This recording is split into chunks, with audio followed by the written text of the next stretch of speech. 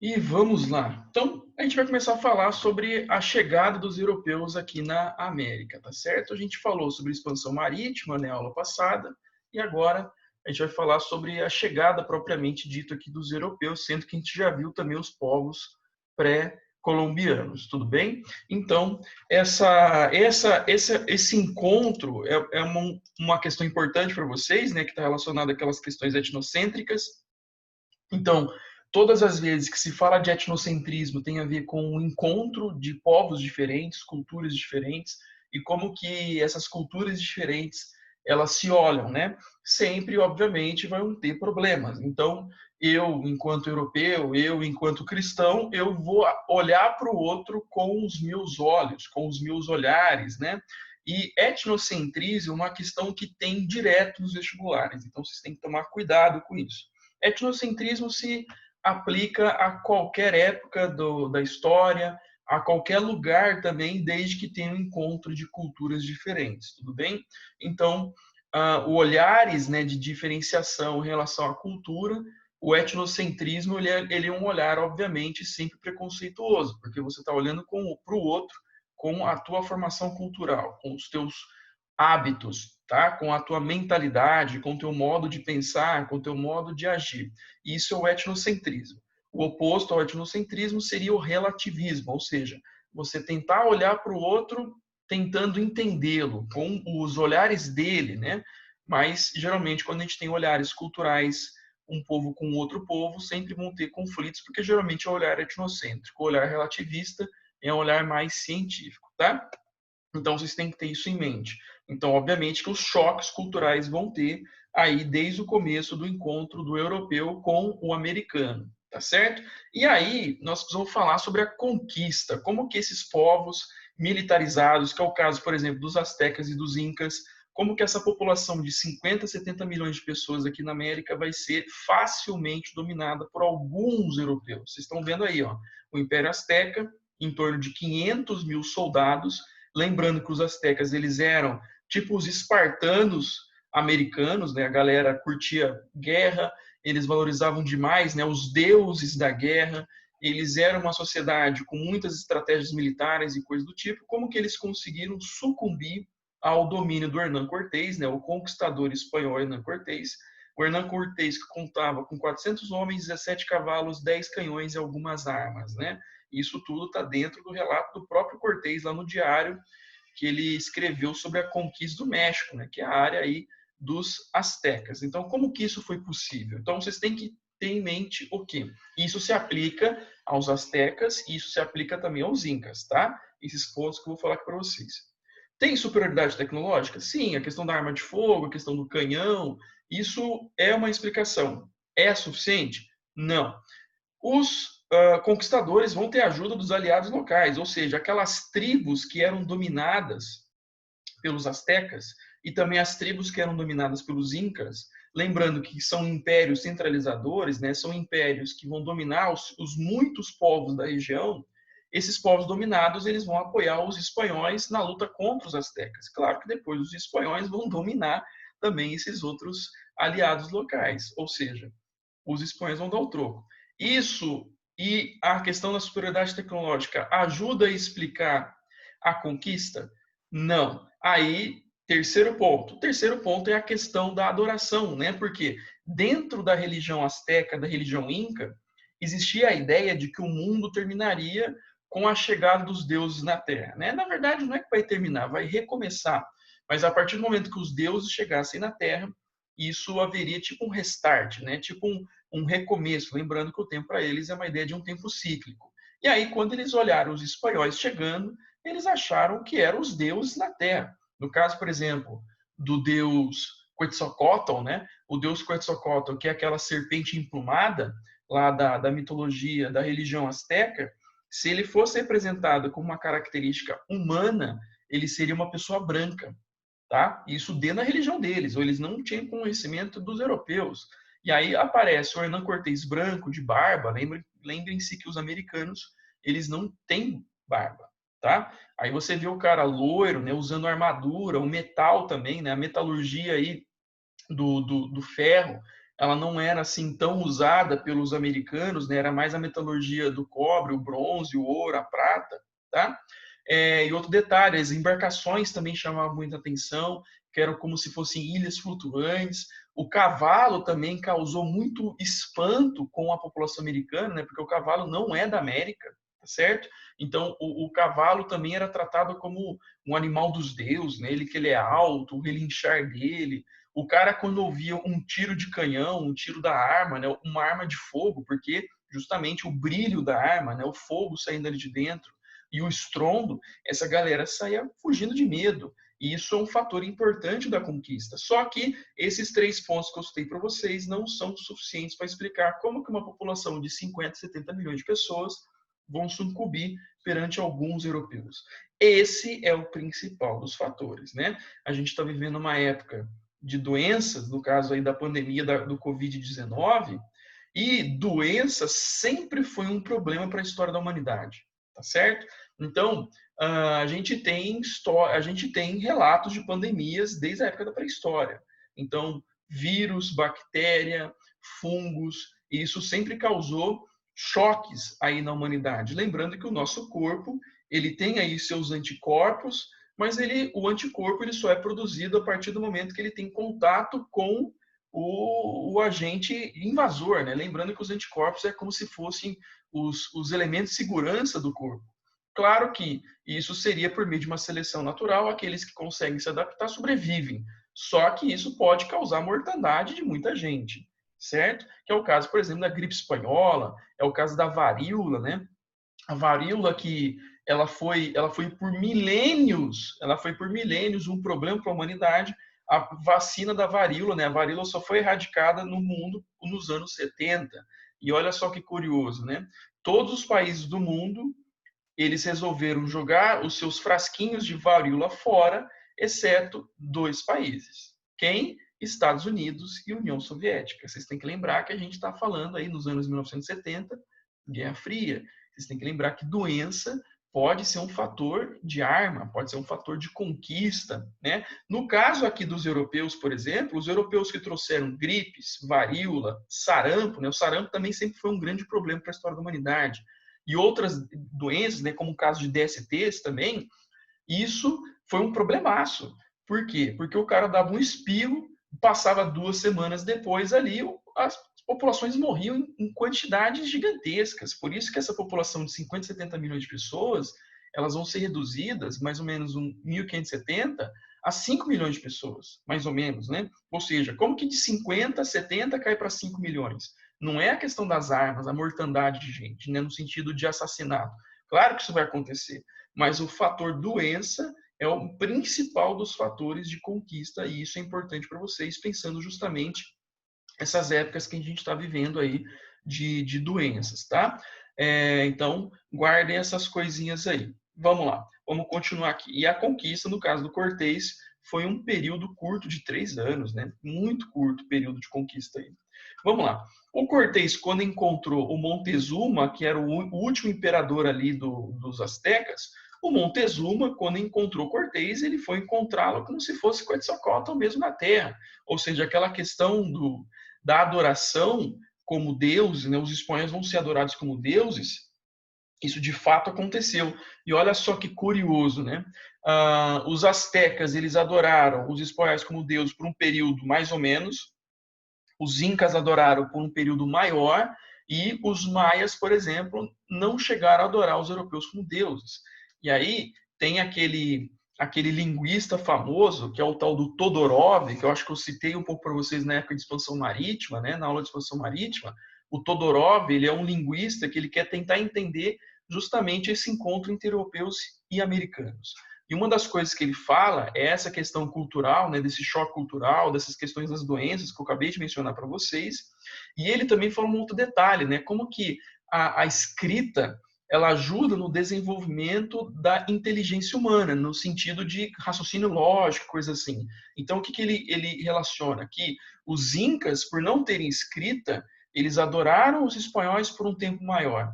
Os astecas, por terem uma escrita fonética rudimentar, adoraram os espanhóis por um tempo mediano. E os maias, como tinham, aliás, o contrário, né? Os astecas tinham uma escrita não fonética, adoraram por um tempo mediano.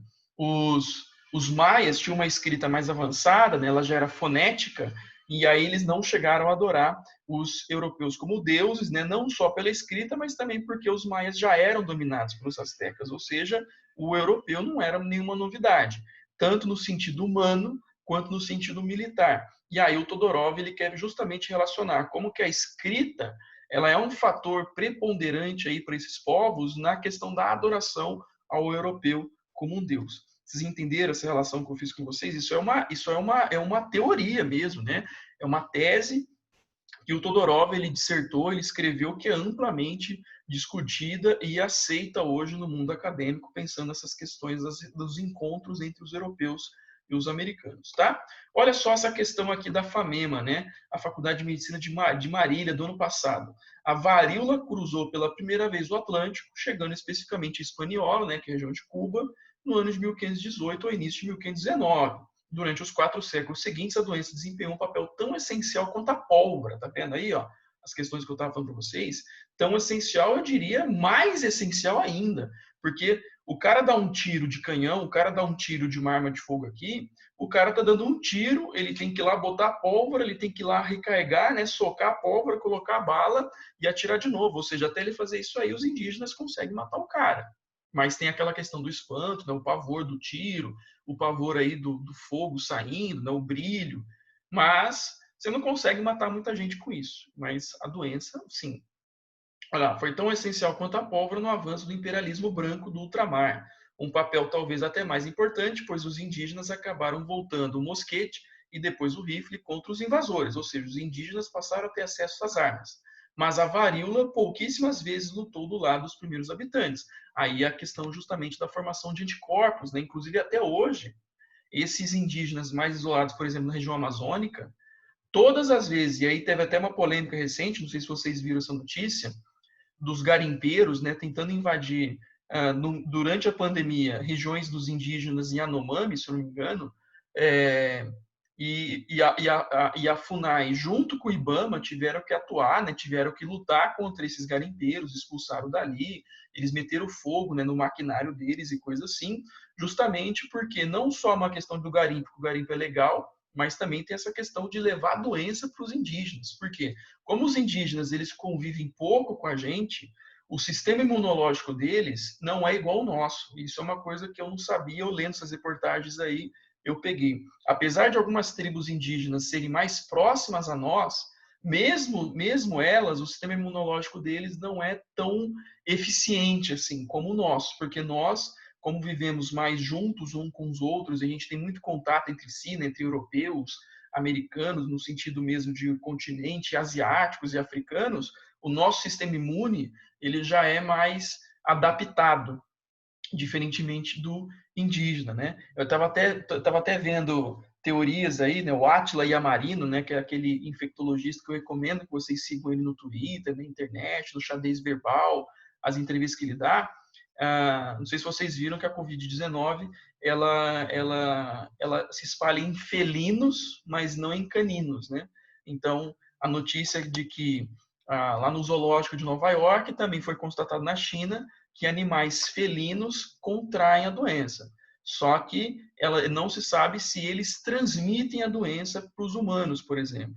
Mas eles vão ter sintomas, né? Eles vão ter febre, eles vão ter gripe e correm risco de falecer. Ou seja, se você contrair a Covid, não fique perto do seu gato. Seu gato pode contrair a Covid. Já, por exemplo, o cão não contrai. E aí o que o Átila explicou, né? Como o cão ele já está mais domesticado e a relação do homem com os caninos é mais longa, então os caninos eles já foram desenvolvendo mais sistema imune. Olha só que interessante essa questão que a gente estava vendo, né?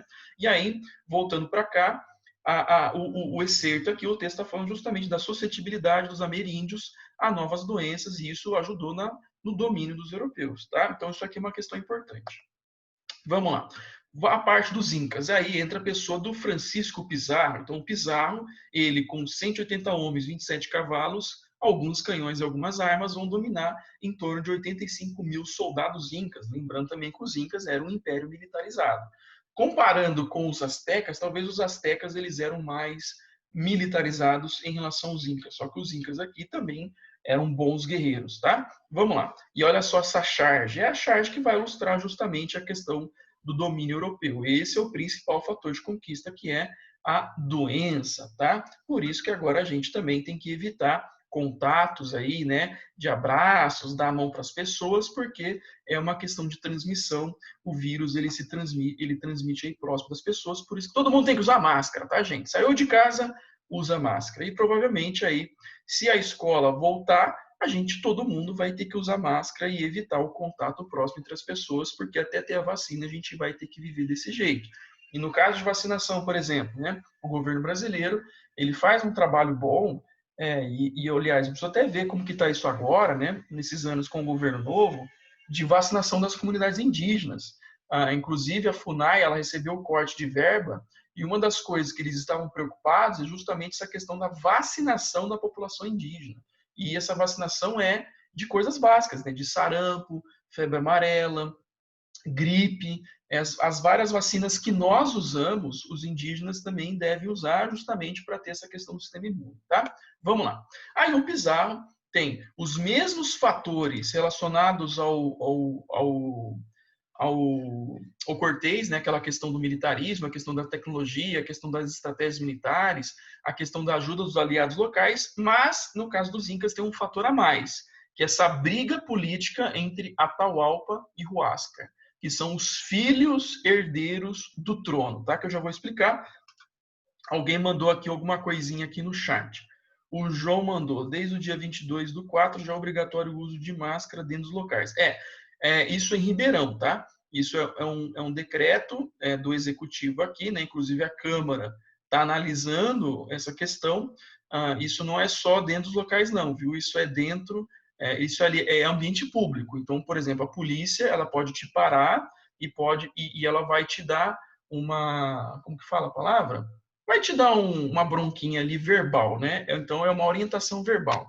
Aqui em Ribeirão, se você está na rua, o pedestre, motoqueiro, o motorista, não pode ser multado.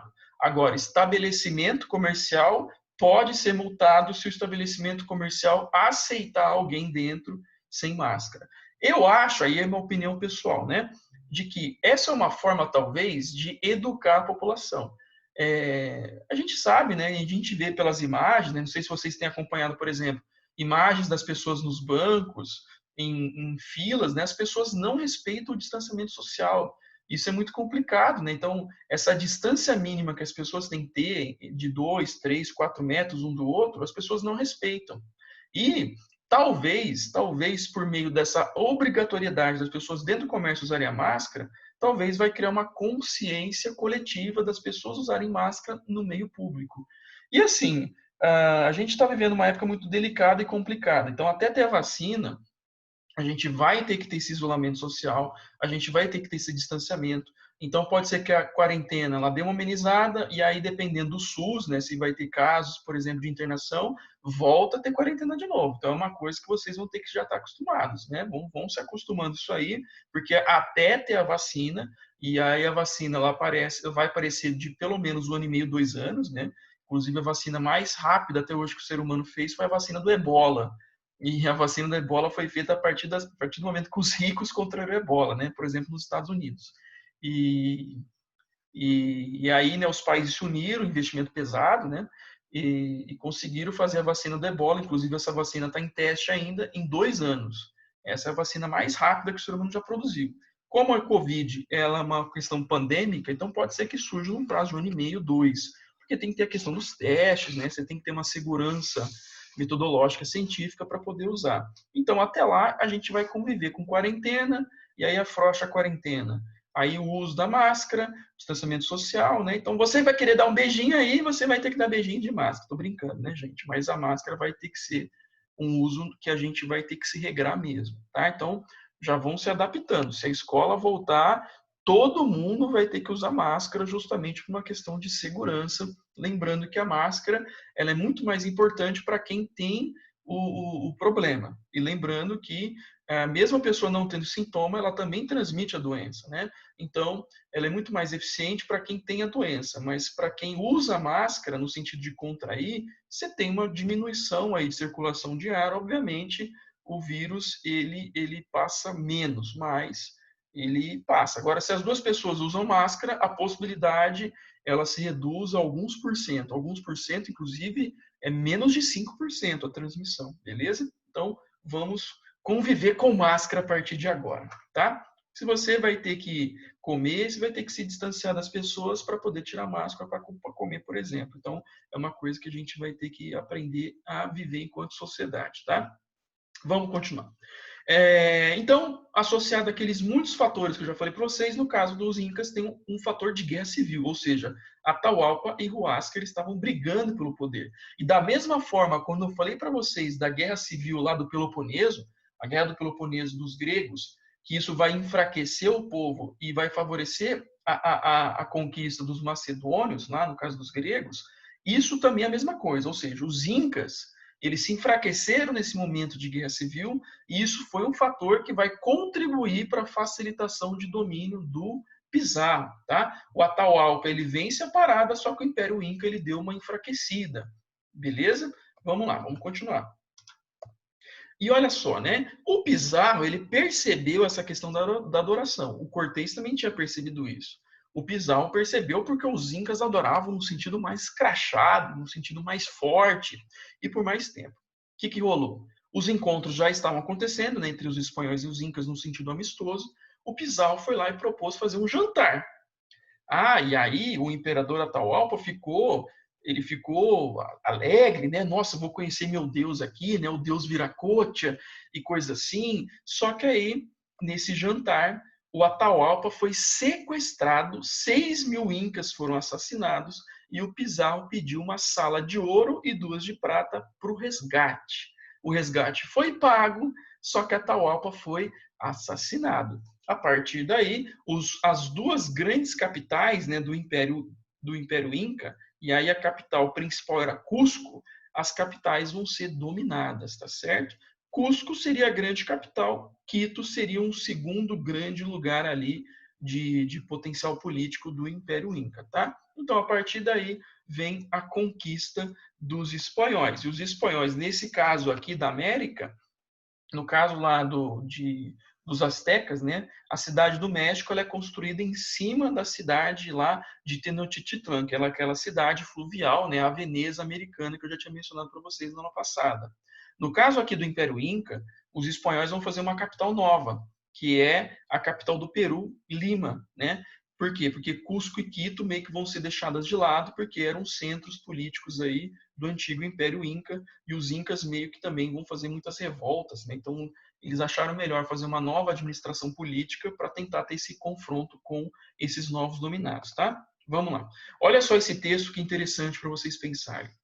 Então, o Bartolomeu de Las Casas, ele era um jesuíta aqui, que ele está vendo a conquista acontecer e ele vai se posicionar contra a conquista, tá? Olha lá. Entrava em vilas e aldeias, não poupando nem crianças, nem homens velhos, nem mulheres grávidas e parturientes, e abriam-lhes o ventre e faziam-nas em pedaços. Aí tem um relato, né? O Eduardo Galeano, que é um escritor uruguaio, nesse livro famoso, né? As Veias Abertas da América Latina, olha o que ele vai falar. Os indígenas foram derrotados nem pelo assombro. O imperador Montezuma, em seu palácio, recebeu em seu palácio as primeiras notícias. Um grande monte andava se mexendo pelo mar, né? Que é o barco. Outros mensageiros chegaram depois. Muito espanto lhe causou ao ouvir como disparava um canhão, como ressoava seu estrépito, como derrubava as pessoas e se atordoavam os ouvidos. E quando caiu o tiro, uma bola de pedra saía de suas entranhas, chovia fogo. Os estrangeiros traziam veados, né, que são os cavalos, nos quais montavam, ficavam na altura do teto. Por todas as partes tinha um corpo envolto, somente as caras apareciam brancas como se fossem de cal, né, que é a roupagem do europeu, né? Aquela questão de cobrir o corpo até a mão, até o pescoço, até o pé, porque é a questão do pecado, né? O corpo do pecado não pode ser exposto. Tinha um cabelo amarelo, embora alguns estivessem pretos, sua barba era grande. Montezuma acreditou que era o deus Quetzalcóatl que voltava. 8 presságios lhe traziam uma ave que tinha na cabeça um diadema com a forma de um espelho, que refletia o céu, o sol, em direção do poente, né? aquela questão do cair do sol, né? Nesse espelho, Montezuma viu marchar sobre o México os esquadrões dos guerreiros. O deus Quetzalcóatl tinha vindo pelo leste. E olha só de onde que os europeus chegaram, né? E pelo leste tinha se ido, era branco e barbudo. Tá vendo aquela questão física que eu tinha falado do deus Quetzalcóatl? Ou seja, a religião asteca falava que pelo leste o deus Quetzalcóatl voltaria e ele, fisicamente falando, ele era branco. Também branco e barbudo era Viracocha, o deus bissexual dos Incas. E o leste era o berço dos antepassados heróicos dos maias, né? Então, como que o leste era importante aí dentro desse imaginário dos três grandes povos americanos, tá? Então, quais são as consequências? O Cortés, na Mesoamérica, 25 milhões de pessoas vão ser dominadas. No ano de 68, caiu esse número para 3 milhões. Né? Por que esse número caiu? Doença. Não é só matar no tiro, na faca. Doença. No caso do Pizarro, a região dos Andes tinha em torno de 9 milhões de habitantes. 1570, 1 milhão e 300 mil pessoas. Olha só, de novo, fator doença, tá?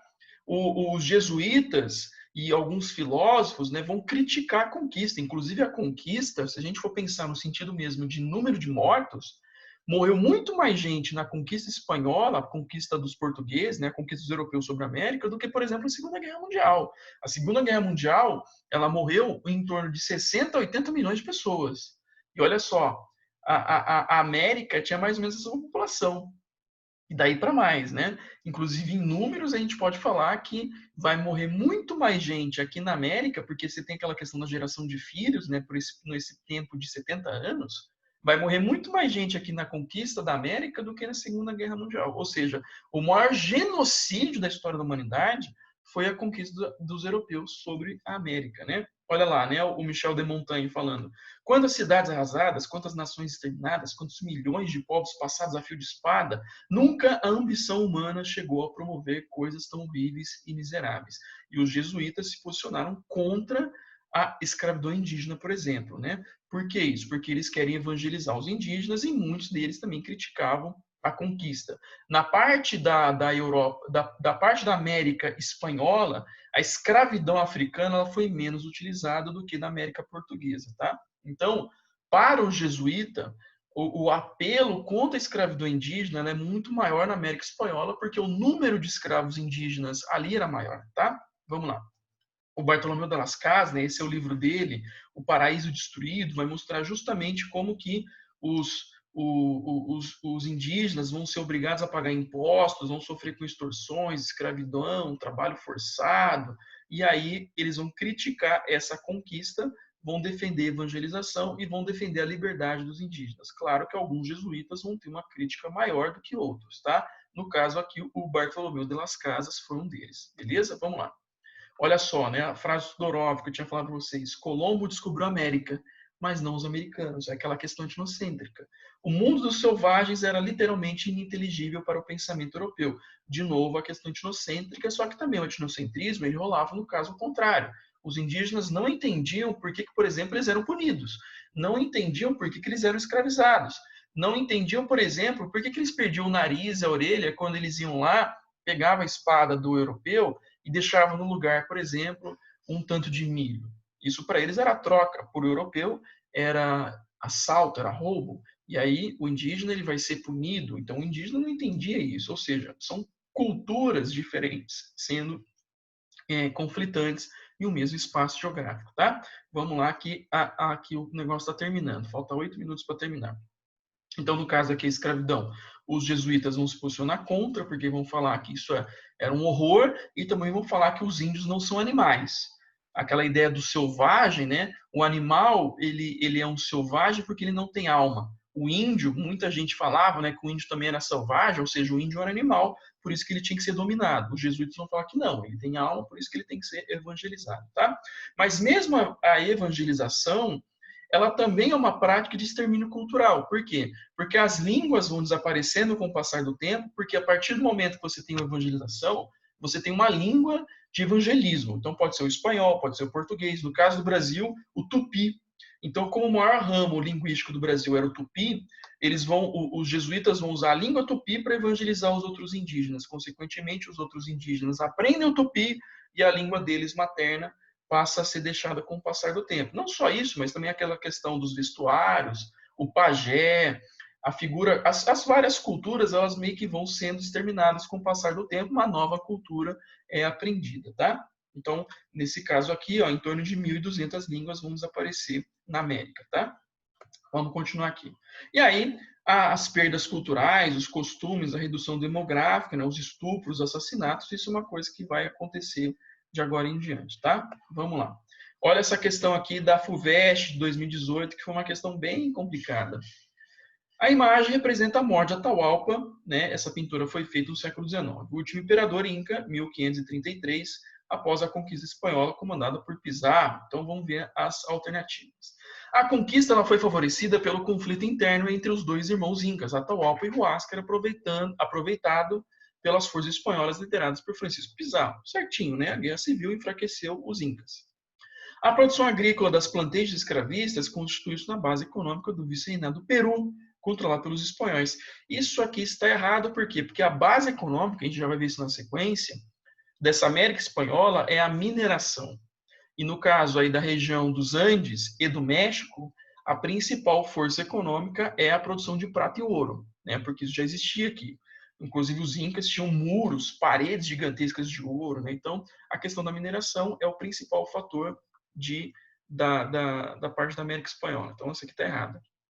Terceira, do lado esquerdo da pintura, há uma movimentação conflituosa, nas quais as mulheres incas são contidas por guardas espanhóis. Inclusive, essas mulheres incas, elas já estão com hábitos europeus, né? Inclusive pele clara, tá vendo?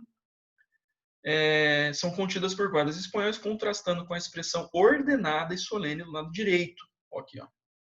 Composta por religiosos e autoridades espanholas em torno do corpo do imperador inca, tá? Então, aquela questão, né, da racionalidade do domínio. Tá certo também. Quarto ponto, a pintura revela o resgate de elementos históricos importante para a construção do ideário nacionalista do século XIX, no processo de pós-independência e de formação do Estado Nacional Peruano, mas retrata os personagens indígenas com trajes e feições europeus. Também. Por quê? Século XIX é o século da independência, é o século do nacionalismo, é o século da formação dos novos países. Então, você ter um resgate nacional, né, de uma resistência inca contra os espanhóis, isso vai ser usado também como uma ideia de que os indígenas aqui, o Peru, a Bolívia, a maioria dos povos são indígenas. Só que na hora de fazer a pintura, olha só como que está aí feita, né? Porque o Luiz Monteiro, ele não era indígena. O Luiz Monteiro, ele praticamente é um filho de espanhol, ou seja, ele é branco, mas quando ele vai retratar o indígena, não vai ser retratado no indígena no sentido cru mesmo, no sentido do tom de pele, a questão do cabelo, do vestuário, porque você tem aquela questão, né? O índio na tela é feio, o índio na tela é inferior. Então, esse lance também de superioridade, inferioridade, também vai ser também usado aí nessa formação de países independentes, tá? Vocês entenderam isso, gente? Então, praticamente a conquista a gente termina, a gente vai começar a falar agora da administração. Então, vamos continuar aqui. Então, essa administração, essa colonização está dentro daquelas questões relacionadas ao mercantilismo europeu, do metalismo, né, que é você ter riqueza de ouro e prata, você proteger a sua economia, né, você ter colônias, a balança comercial favorável, que está dentro da lógica do Estado moderno, beleza? Que está dentro da lógica também da expansão marítima, que eu mencionei para vocês na aula passada, tá? Vamos lá. A colonização vai estar dentro dessa lógica do pacto colonial, ou seja, as colônias têm a função de gerar riqueza. Vocês estão vendo aqui, ó, gerar riqueza para a metrópole, então por meio de produtos tropicais, matéria-prima, e a metrópole administra, manda produtos manufaturados, né, que é o caso, por exemplo, de tecidos, e os escravos, tá? Vamos lá. Então, as colônias, elas vão ser colônias de exploração praticamente, né, dentro dessa América portuguesa e espanhola, onde a lógica de geração de riqueza é o que vai rolar. Então, no caso espanhol, geração de ouro e prata, ideia de metalismo, você concentrar ouro e prata é você ser rico. Por isso que a pirataria contra os espanhóis, ela nasce nessa época. Então, pirataria é você saquear navios como riquezas. Então, riquezas eram ouro e prata, açúcar também, né, eram saqueados, e essa ideia do pirata e corsário vai acontecer bastante. Isso eu vou falar um pouco para vocês depois, mas eu já estou adiantando aqui, pirataria contra os espanhóis vai ser forte, inclusive o Filipe II, rei da Espanha, vai confrontar a Inglaterra, porque a Inglaterra patrocinava muitos piratas, né, que eram os corsários, tá? As plantations vão aparecer, né, que é aquelas fazendas com mão de obra escrava, monocultura latifúndio, que é basicamente o que a gente teve aqui no Brasil também, e produtos naturais vão ser exportados, o cacau, fumo, milho, aves também, né, no caso aí, vão ser exportadas, tá? Então, olha só aqui, essa questão do Enem, ela vai mostrar como que as cidades elas foram construídas justamente para controlar riquezas, né? Então, no caso da América Espanhola, as cidades elas vão surgir onde você tem o epicentro econômico. O epicentro econômico, mineração, então as cidades vão surgir ali com um fator de conquista, um fator de domínio. Isso pode se aplicar também aqui às cidades mineiras. Quando as cidades mineiras elas vão aparecer justamente para você ter um controle da produção do ouro ali na região das Minas, tá? A administração da América Espanhola, as casas de contratação ficavam em Sevilha, né, e vai cuidar mais da administração política. O Conselho das Índias, também lá na Espanha, vai cuidar, aliás, aqui é a parte econômica, aqui vai ser a parte política e da América. Então, vamos supor, você quer vir para cá para morar, então você vai até o Conselho das Índias. Você quer vir para cá para morar, mas fazer um comércio, aí você tem que falar com a casa de contratação. Aqui na América existiam os cabildos, né, que eram as prefeituras, e também vão ter os vice-reinados e os governos. Então, o caso aqui, né, a América vai ser dividida em 4 grandes vice-reinados, 4 capitanias gerais, né, os governos. Então, aqui vai ter um vice-reino, aqui vai ter um vice-rei, aqui vai ter, por exemplo, um governador geral, tá? Vamos lá. Essa sociedade, isso aqui é uma coisa importante para vocês, tá? A sociedade ela vai ser dividida entre os chapetones, que são aqueles espanhóis mesmo, puros. Como assim? O espanhol que nasceu na Espanha, ele era visto como um chapetão. O criolho, não confunda o criolho da América Espanhola com o crioulo da América Portuguesa. O criolho aqui é o espanhol que nasceu na América, tá? Mas ele é puro também. A diferença é que ele nasceu na América. Só dele ter nascido na América, ele vai ser tratado como inferior perante um chapetão. Ou seja, os chapetones eram 1% dessa sociedade, eles vão ser os vice-reis e os governadores, enquanto que os crioulos vão ter cargos menores, né? Eles vão ser, por exemplo, os prefeitos. Quando a gente for falar da independência da América Espanhola, quem vai comandar o processo de independência são os crioulos, porque eles querem tomar o cargo dos chapetones, tá? Vamos lá. Aí tem o resto da sociedade, né, que são os povos mestiços, os índios, os escravos, que é praticamente 80% da população. Olha só. Então, de uma forma geral, a mineração, né, que eu já citei para vocês, especialmente na região do México e na região aí da Bolívia e Peru, tá? As cidades que vão surgir no entorno da mineração. No caso aqui da América Espanhola, tem um